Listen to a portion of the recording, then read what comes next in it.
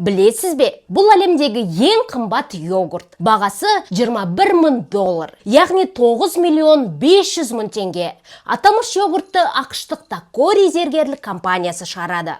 Алайда аталмыш йогурттың ерекшелігі дәмінде, рецептінде немесе құрамында емес. Қарапайым мұздатылған йогурт, бірақ оның әр құтысында керемет сый күтіп тұр. Ол платина және 22 каратты алтыннан жасалған бриллианты бар неке жүзігі.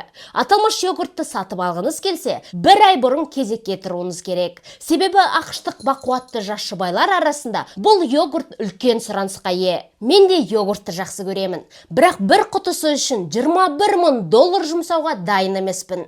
Ондай ақшам да жоқ. Десек те йогуртты күнделікті тұтыну иммунитетті нығайтады. Көктемнің басы неше түрлі вирустардың ушығатын кезі болғандықтан, денсаулыққа мұқият болған абзал. Сондықтан мен күнделікті Актимель йогуртын тұтынамын. Себебі құрамында ағзаға пайдалы L-казеи иммунитас бірегей пробиотиктері, сондай-ақ мырыш, B6 және D3 дәрумен кешені бар. Денсаулығымыз мықты болсын.